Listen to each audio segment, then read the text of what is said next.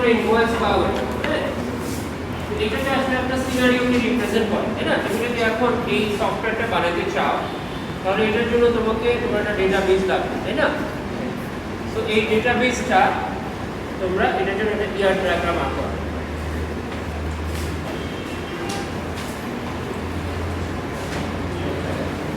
গত ক্লাসে তো তোমাদেরকে মানে ইয়ার ডায়াগ্রাম আঁকা দেখাইছি, তাই না? এখন এটার জন্য তোমরা ট্রাই করো। স্যার এই বোর্ডটা ইউজ করলে মনে হয় ভালো হয়, প্রথম হয়ে যায় তো। আচ্ছা, এটা অন করে দিই স্যার। আমি করে দিই। এটা স্যার অন করে দিই ব্ল্যাক বোর্ডটা তাহলে। মানে এখন ওটা কি দেখা যাচ্ছে না? স্যার দেখা যাচ্ছে, মানে হচ্ছে এটা তো বোর্ডটা অন করতে হবে আর কি, হোয়াইট বোর্ডে আনতে হবে, আইনা দিই আর কি।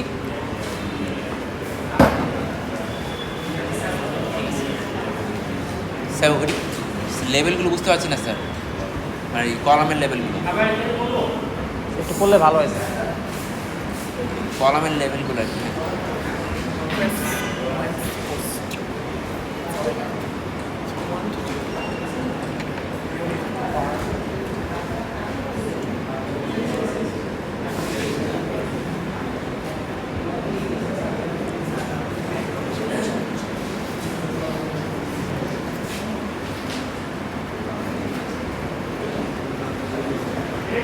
স্যার ওই যে করা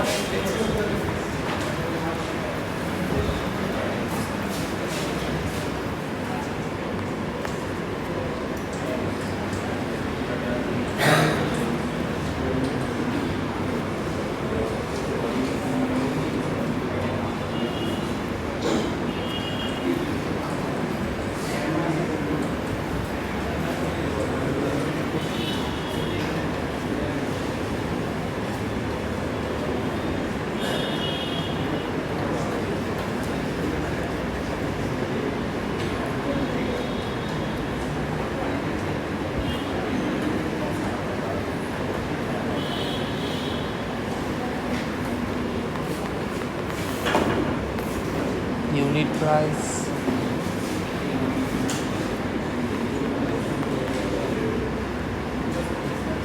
কোয়ান্টিটি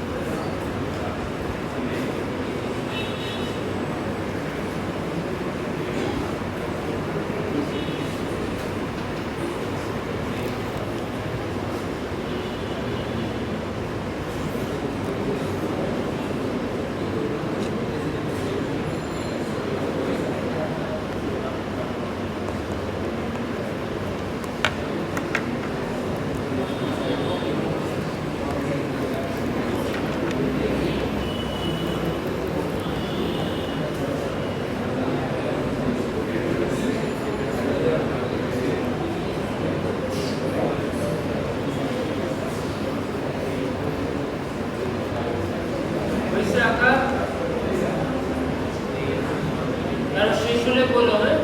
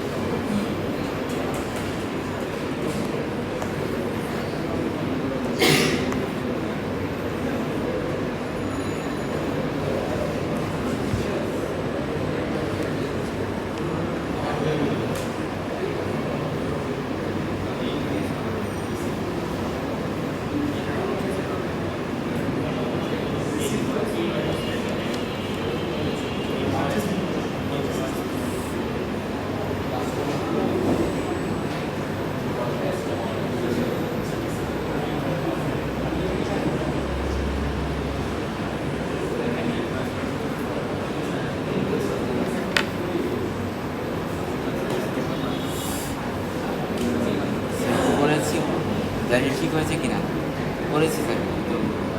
নোটে আসো।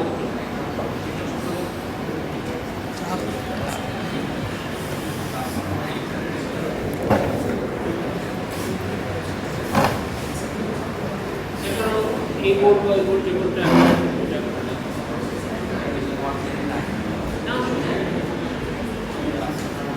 part of learning process. ঠিক হয়ে যাবে।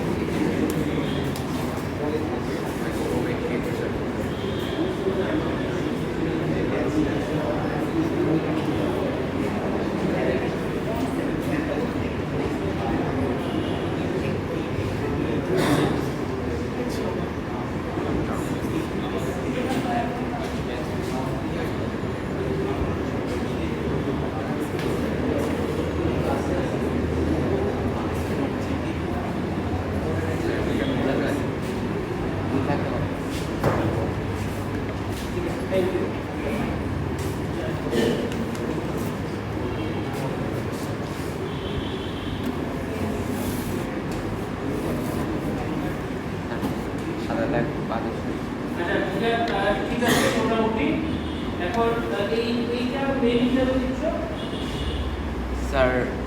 ও আচ্ছা স্যার, একটা হয় স্যার, একটু ভুল হয়েছে। ইরেজার স্যার, ইরেজার আছে, হ্যাঁ।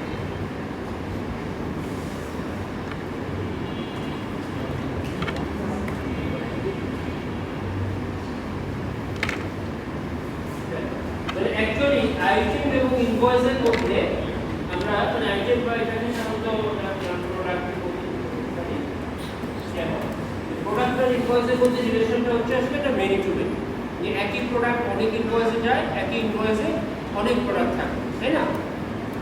তোমাদের কোনো কনফিউশন থাকলে কিন্তু জিজ্ঞেস করো স্যার ইনভয়েসটা কি আগে একটু এক্সপ্লেন করবেন?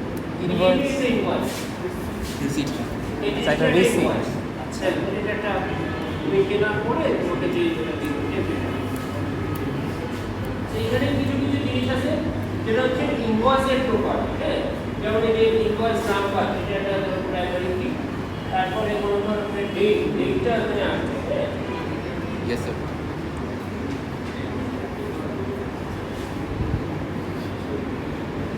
এবার এখানে কি ধরো সাবটোটালটা যদি আমরা লিখি সেটা এখানে আসবে, এটা হচ্ছে ইনভয়েসের প্রপার্টি। আর এই কোয়ান্টিটি এবং কস্টটা তো হচ্ছে আসলে এই ইউনিট প্রাইস আর এই কোয়ান্টিটি এই দুটো গুণলে ভ্যালু আছে, তাই না? তো এটা হচ্ছে কস্ট। এই টেবিলে এটা মানে লো রেটিং পেটার নাম যদি আমরা দিই, যদি স্পেসিফিক নাম দিতে বলে, এটাকে আমরা বলতে পারি ইনভয়েস আইটেম। একটা ইনভয়েসের প্রতিটা আইটেম, অর্থাৎ এগুলো হচ্ছে একটা এই টেবিলের এন্ট্রি, তাই না? এখানে আমার এই দুই সাইডে নাম কখনো প্রাইমারি দেওয়া হয় না, সবসময় আইডি। তো আমার এই প্রোডাক্ট আইডি আর ইনভয়েস নাম্বার হচ্ছে এখানে ফরেন হিসাবে চলে আসবে, তাই না? হ্যাঁ। তার নিজস্ব প্রপার্টি হচ্ছে কোয়ান্টিটি এবং কস্ট। সেখানে যেহেতু একটা মেনি টু মেনি রিলেশন, আমরা জানি যে মেনি টু মেনি রিলেশনের এই নিজস্ব অ্যাট্রিবিউটগুলোকে রাখার জন্য আমাদের একটা ইন্টারমিডিয়েট টেবিল তৈরি করে সেখানে আবার দুটো ওয়ান টু মেনি রিলেশনে এটাকে ভাঙতে হবে, তাই তো? এটাই হচ্ছে আমাদের মেইন কনসেপ্ট। আচ্ছা, এখন ছবিটা দিই স্যার। এই যে এখানে এই কস্ট বা এই ভ্যালুগুলো এগুলো সব হচ্ছে আমাদের ডিরাইভড অ্যাট্রিবিউট, তাই না? মানে এগুলো কম্পিউটেড, এগুলো কোনো কিছু প্রাইমারি অ্যাট্রিবিউট না। সো এই জিনিসগুলোকে আমরা চাইলে রাখতে পারি, না রাখতে পারি, সেটা নিয়ে আমরা পরে ডিসকাশন করব। এখানে তাহলে দেখো এই ভ্যালুটা এইটা কিন্তু কোথাও আনা হয়, তাই না? তোমরা এখন যে প্রোগ্রাম, তোমরা যখন জাভায় টার্ম প্রজেক্ট করছো, ধরো এই প্রজেক্টে যদি থাকতো, তাহলে এই 5 এইটা তোমরা কিভাবে রাখো? সেইটা ক্যালকুলেট করতাম স্যার। স্যার 5 এটা কেন ক্যালকুলেট করছো? ও না, 5% তো রাখবো, আচ্ছা, এটা কিভাবে রাখো? সেটা কোডের ভিতরেই একটা আলাদা করে একটা কনস্ট্যান্ট রেখে দিতাম, কনস্ট্যান্ট। হ্যাঁ, ধরো Global variable হিসেবে। C তে মানে ডিফাইন করে আমরা একটা ডিফাইন করি, তাই না? একটা কনস্ট্যান্ট ডিফাইন করি। হ্যাঁ। বা জাভায় আমরা ওই যে স্ট্যাটিক, প্রাইভেট স্ট্যাটিক, হ্যাঁ। হ্যাঁ, এরকম একটা ভ্যালু রাখি, বা মানে সামহাউ কোনো একটা কনস্ট্যান্টকে ডিফাইন করা বা ইনুমারেট করা, এই ইনুমারেশন এর মধ্যে দিয়ে জিনিসটাকে কাট করা, তাই না? বাট এখন মানে এটার সেটা থেকে প্রবলেম কি? প্রবলেম হচ্ছে যে যদি ওখানে কোনো চেঞ্জ হয়, এই ধরনের জিনিসগুলো তো ওভার টাইম চেঞ্জ হয়। ধরো ভ্যাট তো আসলে প্রতি বছরই অলমোস্ট চেঞ্জ হচ্ছে, তাই না? বাড়ে কমে। তো এখন এই জিনিসটা চেঞ্জ হলে যদি আমার প্রোগ্রামারকে বলতে হয় যে চেঞ্জ করো, এটা নট অ্যাকসেপ্টেবল মেইনটেনেবল সলিউশন, তাই না? আমার এই জিনিসটা ইউজারই চেঞ্জ করতে পারে। তো এই জন্য আমরা কী করবো যে আমরা আসলে এই ভ্যাটের পার্সেন্টেজটা এটাও আসলে আমরা ডেটাবেসেই রাখবো, এবং তার জন্য একটা ইন্টারফেস ডিজাইন করবো যেখান থেকে ইউজার এটা ওভার টাইম চেঞ্জ করবে। তাহলে আমি যদি এটা স্যার ভুল করে স্যার ভ্যাট লেখা আছে স্যার, কেটে ইনভয়েসের আন্ডারে স্যার। না, এইটা ঠিক আছে। এখানে যে ভ্যাট এটা তো ভ্যাট ক্যালকুলেট করবে হ্যাঁ। এটা তো আমরা ডিরাইভ স্যার 5%টা বুঝতে পারছি। আমি বলছি যে 5%, হ্যাঁ, হ্যাঁ, এখানে আমরা ভ্যাট দিলে আমাদের বলতে হবে যে একটা ফ্রম টু পার্সেন্টেজ, বুঝছো? ফ্রম টু কেন? কারণ আমি বলছি এটা ওভার টাইম চেঞ্জ হয়, তাই না? ধরো আমার এটা 2024 থেকে 31/12/24 পর্যন্ত ছিল 5%, আমার 1/1/25 থেকে চলতেছে 6%, মনে করো 12%, তাই না? এই ধরনের জিনিসকে আমরা বলি যেগুলো হচ্ছে ইউজার কনফিগারেবল প্যারামিটার, যেটা একটা বিজনেস রুল থেকে আসে। যেমন ধরো ব্যাংকের ক্ষেত্রে তোমরা যদি একটা ফিক্সড ডিপোজিট করো, হ্যাঁ, বা একটা লোন নাও, তোমার একটা ইন্টারেস্ট আছে, তাই না? তাহলে তুমি ফিক্সড ডিপোজিট করছো 8%, এখন কিছুদিন পরে ব্যাংক এটা বাড়াইতে পারে 8.5%, 9% করতে পারে, হ্যাঁ। সো এই যে ভ্যালুটা চেঞ্জ হচ্ছে, এগুলো হচ্ছে এরকম চেঞ্জেবল প্যারামিটার, হ্যাঁ, যেটা টাইমের রেসপেক্টে চেঞ্জ হতে পারে, অন্য কারণে ধরো তোমার এফডিআর এর টাইপের উপর চেঞ্জ হতে পারে। এফডিআর যদি তুমি 3 মাসের জন্য করো একরকম, 6 মাসের জন্য করলে একরকম, 1 বছরের জন্য করলে একরকম, তোমার প্রিন্সিপাল অ্যামাউন্ট কত বড় তার উপর একরকম। এগুলো হচ্ছে বিজনেস রুল, হ্যাঁ, যে একটা ব্যাংক একটা বিজনেস রুল ঠিক করে, এবং সেই বিজনেস রুলের জন্য যে প্যারামিটারগুলো সেগুলো একটা ইউজার কনফিগার করে, তাই না? যেমন ধরো আমাদের এই যে আমরা আমাদের অপারেটিং সিস্টেমের অনেক কনফিগারেবল প্যারামিটার থাকে, যে আমি একটা স্ক্রিনের রেজলিউশন কীরকম চাই এটা আমি বলতে পারি, তাই না? ইউজার ডিফাইন্ড কনফিগারেশন সেরকম। তাহলে আমার আজকে যে ডেট, হ্যাঁ, এই ডেট হচ্ছে মনে করো 6/6/24, তাহলে আমার এই 6/6/24 ডেটটা মানে হচ্ছে আমার এই রেঞ্জে যাচ্ছে, 5% অ্যাপ্লিকেবল। এটা যদি 6/6/25 হয় তাহলে 6% অ্যাপ্লিকেবল, রাইট? সো এই কোন ভ্যাটটা কত পার্সেন্ট এটা আসলে আমি নিয়ে আসবো ওই টেবিল থেকে বেসড অন ডেট। তাহলে স্যার ফ্রম আর টু হচ্ছে প্রাইমারি কি? প্রাইমারি কি না আবার টু তো ডেট প্রাইমারি কি তুমি আলাদা মানে স্যার ডেটগুলো ফ্রম আর টু তো মানে আমার যেমন 24-এর 1 থেকে 24 পর্যন্ত এইটাই তো আমার বিষয় আছে, আমি আসতেছি। আচ্ছা, তো এখন প্র্যাকটিক্যালি দেখো আমরা এটা খুব সিম্পল ডিজাইন, হ্যাঁ, কিন্তু এটার আসলে অনেক প্র্যাকটিক্যালি ইউজ করতে গেলে এটা অনেক ডিটেলে যায়। আমি কিছু এক্সাম্পল দেখাবো। মনে করো আমার এই ব্যাটটা আসলে সবার উপরে হয় না, হ্যাঁ, প্র্যাকটিক্যাল। যেমন তোমার ধরো ফিলোসফিটা এরকম যে খাদ্য যেগুলো সাধারণ মানুষের দরকার সেইখানে ভ্যাট থাকবে না বা খুব কম থাকবে, ধরো ওষুধ, হ্যাঁ। আর যেগুলো ধরো লাক্সারি আইটেম, তুমি এটা বিদেশি ফল কিনবা সেখানে ভ্যাট বেশি হবে, হ্যাঁ। বা তুমি সম্ভবত বাংলাদেশের সবচেয়ে বেশি ভ্যাট হচ্ছে সিগারেট, হ্যাঁ, সম্ভবত 400% ভ্যাট, ঠিক আছে। সো মানে এরকম যে তোমার মানে সেই জিনিসগুলো আসলে লাক্সারি অথবা ক্ষতিকর সেগুলোতে ভ্যাট পাওয়া, তাই না? আর যেটা আসলে সব মানুষের দরকার, চালের উপর কোনো ভ্যাট থাকা উচিত, তাই না? কারণ এটা একদম নিত্য প্রয়োজনীয়। মানুষেও আসলে। তাহলে আমার এই ভ্যাটটা ডিপেন্ড করে আসলে প্রোডাক্ট ক্যাটাগরি। বললাম যে ফুডের উপর কোনো ভ্যাট নেই, হ্যাঁ। তারপরে ধরে বললাম যে শিক্ষা, এডুকেশনাল আইটেম, তার উপরে 5%। বেভারেজ এগুলো খারাপ জিনিস, তাই না? কোক টোক এগুলা। সো বেভারেজের উপরে আমি বললাম 10%, হ্যাঁ। তারপরে ধরো যে সিগারেট বা তামাক জাতীয় পণ্য বা এসব পড়ে, হ্যাঁ, সেটা জন্য 400%, তাই না? সো এরকমভাবে আমার প্রোডাক্ট ক্যাটাগরির উপর এটা ভ্যালু করছে। সো এটা যদি আমি রাখতে চাই তাহলে এখন আমার এখানে একটা নতুন এন্টিটি আসে, এটা আমি বলছি যে প্রোডাক্ট ক্যাটাগরি, ঠিক আছে। এবং আমার এই একটা ক্যাটাগরিতে অনেক প্রোডাক্ট থাকতে পারে, তাই না? ফুডের আন্ডারে আমার 500 রকম পণ্য থাকে, বেভারেজ তার আন্ডারে আমার 100 রকম পণ্য থাকে, ঠিক আছে। তাহলে এখানে আমি ওয়ান টু বেরিয়ে গেছি, তাই না? আবার আমি বলছি কি যে এই প্রোডাক্ট ক্যাটাগরির উপর আমার ভ্যাট ডিপেন্ড করে, তখন এখানে আমরা ওয়ান টু বেরিয়ে গেছি। একই ক্যাটাগরিতে বিভিন্ন সময় বিভিন্ন ভ্যাট। এখানে আমি যেটা দেখেছি এখানে আমার একটা ক্যাটাগরি চলে আসে, এটা ফুড, তাই না? তুমি যেটা বলছিলে ফ্রম টু দিয়ে আর ইউনিট থাকবে। এখানে আমার একটা প্রোডাক্ট ক্যাটাগরি আইডি, এটা একটা কোয়ালিটি হিসাবে চলে আসে, তাই না? বুঝা যাচ্ছে? তার মানে তুমি যখন একটা রিয়েলিস্টিক জিনিসকে ডিজাইন করতে যাবা তোমাকে কিন্তু আস্তে আস্তে এটা প্র্যাকটিক্যাল সিনারিওকে মডেল করতে হবে, হ্যাঁ স্যার। তুমি ধর একটা আর্কিটেক্ট যখন একটা বিল্ডিং ডিজাইন করে তখনও কিন্তু সে কত ডেপথে যায়।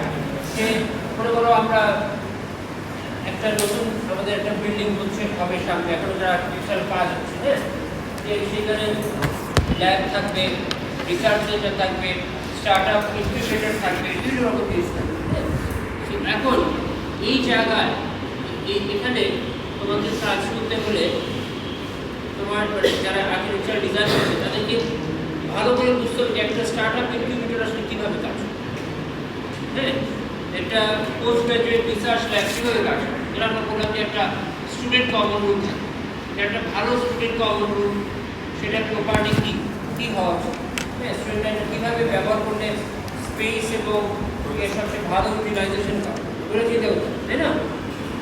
সো এখানেও আমরা যখন ডিজাইন করবো তখন কিন্তু আমাদেরকে এরকম রিয়াল ওয়ার্ল্ড সিনারিওটা আসলে কীরকম এই জিনিসটা আমাদেরকে চিন্তা করতে হবে। স্যার একটা জিনিস, প্রথমেই যে স্যার আপনি এন্ট্রিগুলো আলাদা করলেন না, এটা আমরা কীভাবে চিন্তা করবো যে এই এন্ট্রি আমার থাকতে পারে একটা ইয়ার মধ্যে? এটা হচ্ছে যে যেটা হচ্ছে মানে এই কাজটা এখানে যে সংখ্যাগুলো আছে, হ্যাঁ মানে যে আমরা বুঝে বলতে যে টপ ডাউন আর বটম আপ এটা টপ ডাউন হচ্ছে আমাকে এখান থেকে বুঝতে হবে যে এখানে কার ফিজিক্যাল এক্সিস্টেন্স আছে, যেমন পেসি এটা ফিজিক্যাল এক্সিস্টেন্স আছে, হ্যাঁ এটা ইনভয়েস, এটা যে একটা ফিজিক্যাল একটা ইনভয়েস আছে, আচ্ছা তুমি দোকান থেকে আসার সময় তোমাকে দিয়ে দেয়, তুমি এটা ব্যাগে করে ভরে নিয়ে আসো, তো এটা একটা ফিজিক্যাল এক্সিস্টেন্স আছে, হ্যাঁ আর বাকি জিনিসগুলো হচ্ছে তাদের অ্যাট্রিবিউট বা প্রপার্টি, তাই না? ওগুলো হচ্ছে তার একটা ক্যারেক্টারিস্টিক বা প্রপার্টি। এখন দেখো ওখানে মানে এখানে আর কি আছে যে এই ইনভয়েসটা আসলে কোনো একটা কাস্টমার, হ্যাঁ তুমি যদি এটা ফেরত দিতে যাও তাহলে তুমি দেখবা যে ওরা এটা অনেক সময় তোমার ফোন নাম্বারটা রাখে, হ্যাঁ তুমি বাটা একটা জুতা কিনছো তুমি দিতে গেলাম, ওরা বললো যে আপনার আর আগে কিছু ওরা বললো আপনার ফোন নাম্বারটা, ওরা ফোন নাম্বার দিয়ে কাস্টমারের সাথে এটাকে ট্যাগ করে, তাই না? এটা মানে একজন কিন্তু সে অন্য জনের চাকরি করতে হবে, তাহলে এখানে আমার একটা কাস্টমার রেফারেন্স সেটা তো এখানে প্রিন্ট হচ্ছে না, কিন্তু এটা আন্ডারলাইন একটা কাস্টমার রেফারেন্স রাখতে হবে। তো আমি এখানে চাইলে কাস্টমার আমার একটা কাস্টমার, কাস্টমারের সাথে ইনভয়েসের রিলেশন কি হবে? Many to one to many one to many, একটা কাস্টমার সে যতবারই পারচেজ করবে ততবারই ইনভয়েস পাবে। স্যার নিচে স্যার নিচের দিকে হবে স্যার ওটা মানে স্যার স্যার আপনি রোয়ের সাথে করেছেন মানে ইনভয়েসের আইটেমের সাথে করেছেন ইনভয়েস স্যার আন্ডু আছে, আন্ডু আছে, হ্যাঁ আন্ডু করিস না ঠিক আছে। স্যার আন্ডু সরি ইয়া বুঝছস তো তাহলে আমার বুঝতে পারছি, কিন্তু এই এন্ট্রিগুলো কখন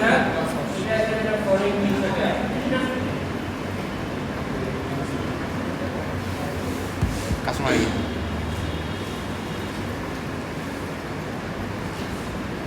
আচ্ছা এবার দেখো এটাকে আমরা বলতেছি যে প্রোডাক্ট, হ্যাঁ আসলে মানে এই পেন বলাটাই কিন্তু আসলে যথেষ্ট না, কারণ এটা কোন পেন এটা যে আমি বলছি এটা ইভেন আমি দেখো যে এখানে কাস্টমার, তাই না?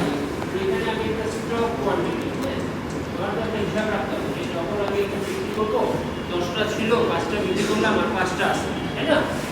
তো তাহলে আমার প্রোডাক্ট পেন তো অসংখ্য, কোন পেনের দাম আসলে 10 টাকা, হ্যাঁ আবার 10 টাকা পেনও আছে, আবার আমার জানার মধ্যে বাংলাদেশে 1-1.5 লাখ টাকা দামের পেনও পাওয়া যায়, বুঝছো? যে মুসাফির শমশের ক্ষেত্রে লোক ছিল না যারা অনেকগুলা দিতা সেটা গিয়ে এরকম 1-2 লাখ টাকা দামের পাওয়া যায়।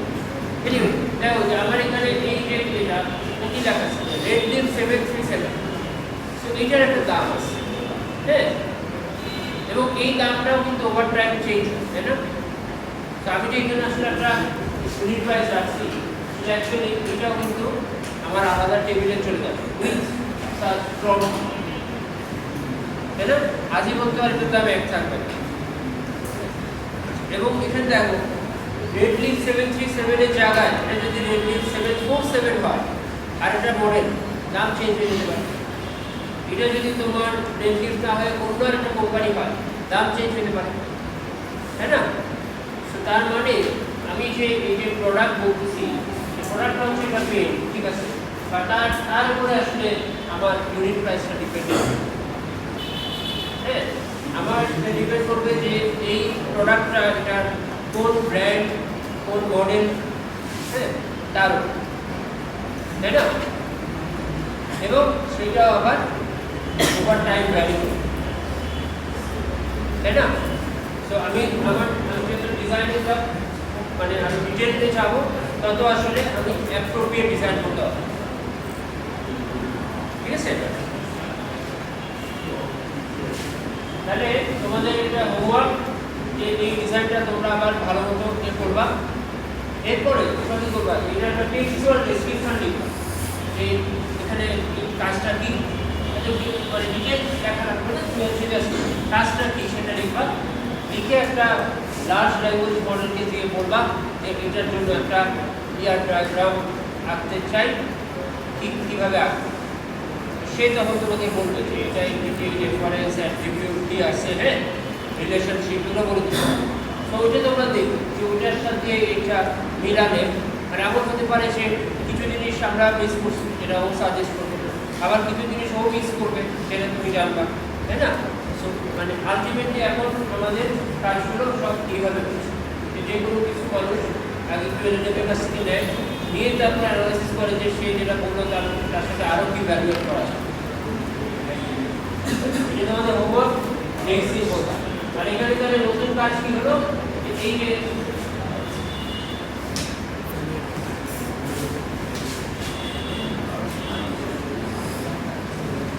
এই যে আমি ইউনিট প্রাইস দিছি, এই ইউনিট প্রাইসটা আসলে নট অ্যাপ্লিকেবল, হ্যাঁ, এটা চেঞ্জ হবে over time depending on particular brand and model, তাই না? স্যার প্রতিটা মডেলের জন্য বা প্রতিটা প্রোডাক্টের জন্য আমি যদি একটা করে আইডি রেখে দেই তাহলে তো এটাকে আমি প্রোডাক্টের আন্ডারেই রাখতে পারতেছি। ডিজাইন করো, ডিজাইন মানে মুখে মুখে তো করে লাভ নেই, তুমি ডিজাইন করে দেখো, ঠিক আছে?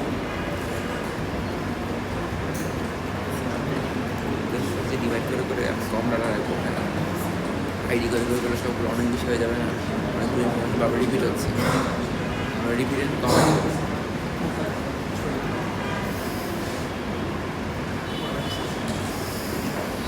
প্রাইস জিনিসটা হচ্ছে একটা অদ্ভুত জিনিস, একটা জিনিসের দাম আসলে কিভাবে ঠিক হয় এইটা তোমরা জানো কিভাবে ঠিক হয়। স্যার ডিমান্ড আর কী বলে সাপ্লাই সাপ্লাই অ্যান্ড ডিমান্ড আর কি।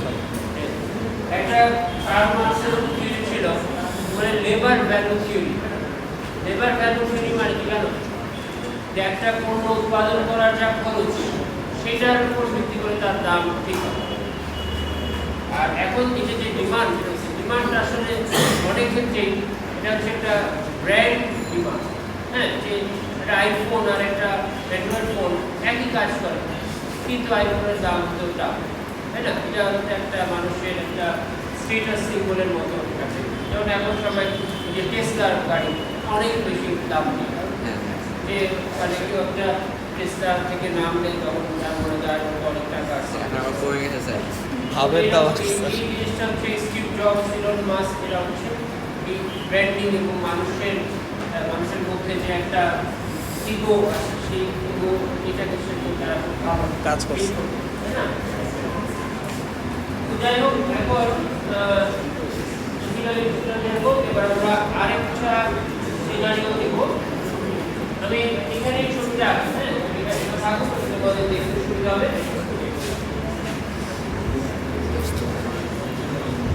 এরা সুপার হাই। ধরো তোমরা একটা ডাক্তারের কাছে গেছো, ডাক্তার একটা প্রেসক্রিপশন দিয়েছে, তাই না? তাহলে এটা একটা প্রেসক্রিপশন। গেমিং ল্যাপটপ আছে না আমার কাছে আমার ব্রেনটা নাই, আর সবই আছে। তোর মতো একটা ব্রেন পাইলেই হইতো।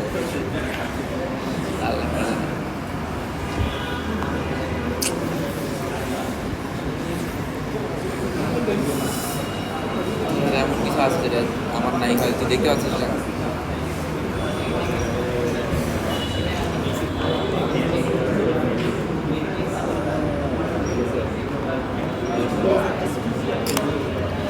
আমি এন্ট্রিগুলো চিন্তা করতে পারি না, এন্টিটিগুলো চিন্তা করতে পারলে রিলেশন বাইর করার কোনো ব্যাপার না, এন্টিটিগুলো চিন্তা করতে পারতে।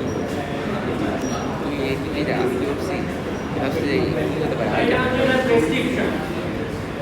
অ্যাকচুয়ালি এটা প্রেসক্রিপশনে আরো অনেক কিছু থাকে, তাই না? যেমন টেস্ট করতে দেওয়া হয়, যেটা ব্লাড টেস্ট করো, কিছু অ্যাডভাইস দেওয়া হয় যে এরকম খাবার খাবার না, বা এটা খাও, এক্সারসাইজ করতে করতে হতে পারে, রোগীর হিস্ট্রি দেখা, অনেক কিছু। বাট আমরা খুব সিম্পল ইয়ে শুরু করলাম এইটার জন্য একটা ডাটা যে এখানে এটা যে সিনারিওকে রিপ্রেজেন্ট করতেছে, হ্যাঁ, এই সিনারিওর জন্য একটা ডাক্তারের কাছে রোগী আসছে, রোগীকে কিছু ওষুধ দেওয়া হচ্ছে, ওষুধের কিভাবে খাবে আর ডোজ যেটা সেটাও বলে দেওয়া হচ্ছে।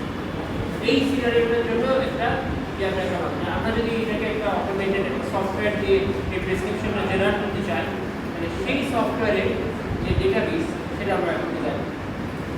ঠিক আছে?